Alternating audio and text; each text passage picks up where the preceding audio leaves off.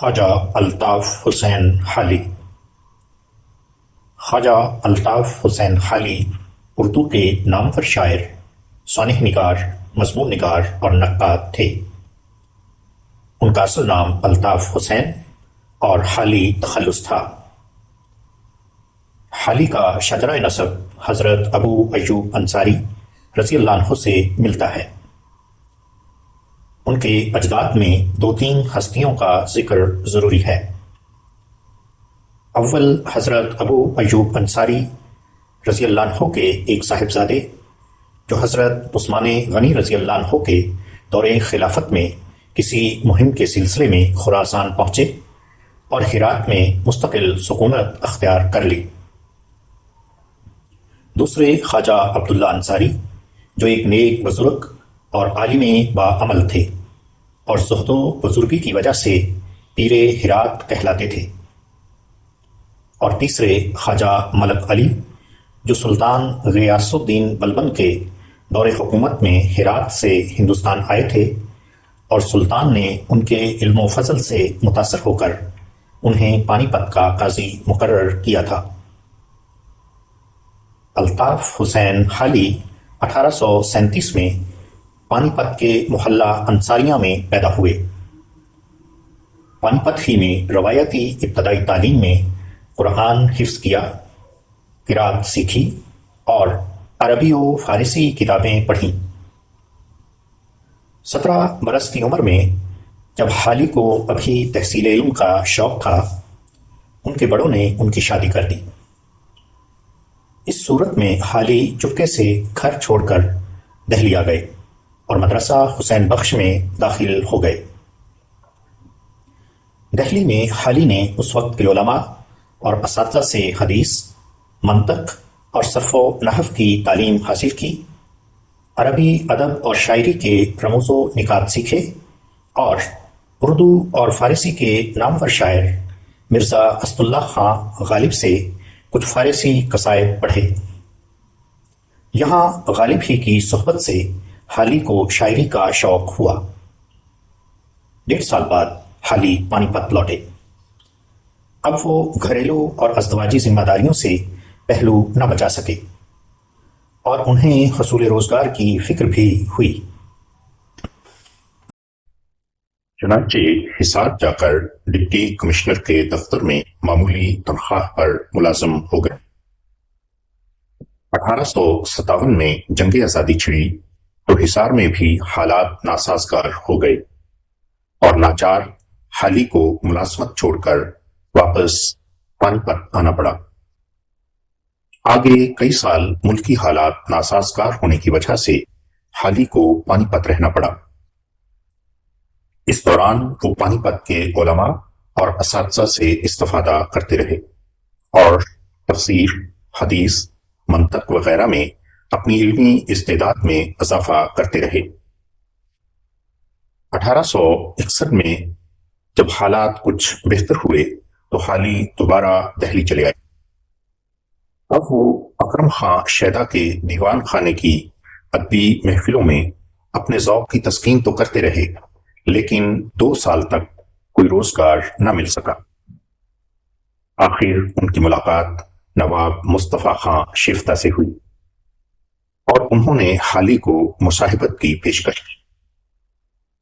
حالی نے یہ پیشکش قبول کی اور شیفتہ کے ساتھ جہانگیر آباد ضلع بلند شہر چلے گئے۔ یہاں حالی کا قیام 7-8 برس رہا۔ نواب مصطفیٰ خان شاعری کا رچا ہوا ذوق اور ملکہ رکھتے تھے۔ فارسی میں حسرتی اور اردو میں شیفتہ تخلص کرتے تھے۔ پہلے وہ مومن خان مومن کے شاگرد تھے، لیکن ان کی وفات کے بعد اب غالب سے مشورہ سخن کرتے تھے۔ شیفتہ کے ساتھ حالی بھی اپنا کلام بغرض اصلاح جہانگیر آباد سے دہلی غالب کو بھیجتے رہے۔ تاہم خود حالی کا بیان ہے کہ غالب کی اصلاح سے زیادہ ان کی شاعرانہ صلاحیتوں کو جلا مصطفیٰ خان شیفتہ کی مصاحبت سے ہوئی۔ بتایا جاتا ہے کہ حالی کی سر سید احمد خان سے ملاقات بھی شیفتہ کے ہاں ہی ہوئی۔ حقیقت یہ ہے کہ حالی نہ صرف شیفتہ کی علمیت اور ادبی ذوق سے متاثر ہوئے تھے بلکہ ان کے عقیدت مند اور قدردان ہو گئے تھے۔ شیفتہ کے ساتھ حالی نے 8 سال کا عرصہ بہت آرام و سکون سے گزارا۔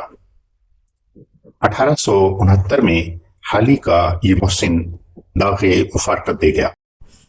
اسی سال چند ماہ بعد غالب کی وفات کے صدمے نے حالی کو اور بھی دل گرفتہ کر دیا۔ دہلی اور جہانگیر آباد کے قیام کے دوران فکر سخن کا سلسلہ جاری رہا اور حالی نے روایتی اصناف غزل، قصیدہ، مرثیہ، رباعی وغیرہ میں طبع آزمائی کی۔ نثر میں مولود شریف اور تریاق مسموم اسی دورانیے میں لکھی گئیں۔ تلاش روزگار میں اب حالی کا اگلا پڑاؤ لاہور میں تھا۔ ان کی درخواست پر پنجاب گورنمنٹ بک ڈپو میں ان کو ملازمت مل گئی تھی اور وہ لاہور چلے آئے تھے۔ یہاں انہوں نے انگریزی سے اردو میں ہونے والے تراجم کی عبارت کو درست کرنا ہوتا تھا۔ یہ کام انہوں نے 4 سال تک کیا۔ انگریزی ادب کے بالواسطہ مطالعے سے مشرقی، خاص طور پر فارسی ادب کے بارے میں حالی کے خیالات تبدیل ہوئے۔ لاہور میں پنجاب بک ڈپو میں اپنے فرائض کی انجام دہی کے علاوہ حالی نے محکمہ تعلیم کے رسالے اطالی کے پنجاب اور پنجاب میگزین کے سب ایڈیٹر کے طور پر بھی کام کیا۔ اسی دوران لاہور میں مولانا محمد حسین آزاد نے نئے انداز کے مشاعروں کا سلسلہ شروع کیا تھا۔ ان مشاعروں میں شعراء کو طرح مصرع کی بجائے نظم لکھنے کے لیے عنوان دیا جاتا تھا۔ حالی اس سلسلے کے کئی مشاعروں میں شریک ہوئے اور اپنی مثنویاں برقرارت، حب وطن، نشاط امید اور مناظرہ رحم و انصاف پیش کیں۔ حالی کی نثری تصانیف میں طبقات الارض، اصول فارسی، تاریخ محمدی پر منصفانہ رائے، شواہد الالہام، تذکرہ رحمانیہ، مجالس النساء اور سوانح عمری حکیم ناصر خسرو قیام لاہور کے دوران شائع ہوئیں۔ علاوہ ازیں حالی نے رسائل کے لیے مضامین بھی لکھنا شروع کیے۔ گو حالی نے لاہور میں 4 سال گزارے لیکن یہاں ان کا دل نہیں لگا۔ یہی وجہ ہے کہ اینگلو عربک سکول دہلی میں مدرس کی ملازمت ملنے پر انہوں نے لاہور کو خیر باد کہہ دیا۔ اینگلو عربک سکول میں وہ کامیاب مدرس ثابت ہوئے اور انہوں نے 1875 سے 1879 تک دلجمی اور محنت سے تدریس کا فریضہ انجام دیا۔ اس دورانیے میں 1887 میں ان کو ایچسن کالج لاہور کے ہاسٹل کے سپرنٹینڈنٹ کی اسامی کی پیشکش ہوئی، جو انہوں نے ایک اعزاز سمجھ کر قبول کر لی۔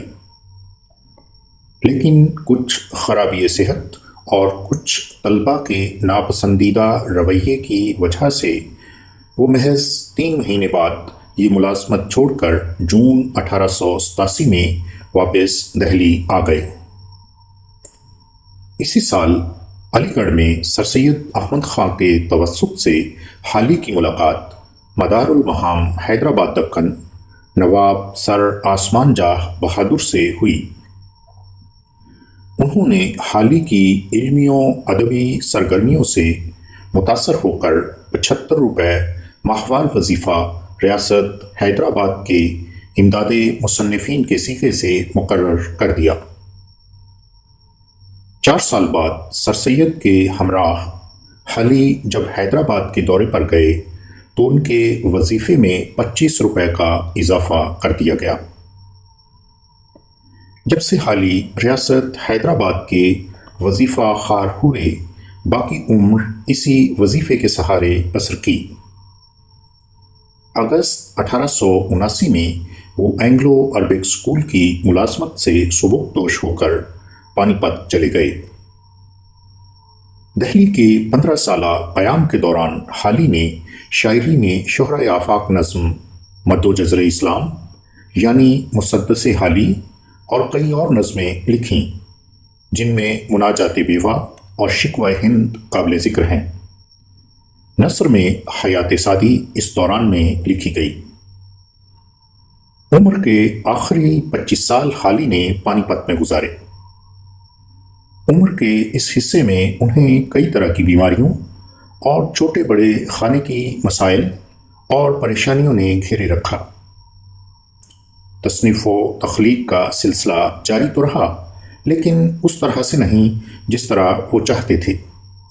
پھر بھی انہوں نے مجموعہ نظم حالی 1890 میں، دیوان حالی 1893 میں ترتیب دیے اور دیوان کے لیے مقدمہ لکھا، جو بعد میں الگ سے مقدمہ شعر و شاعری کے نام سے شائع ہوا۔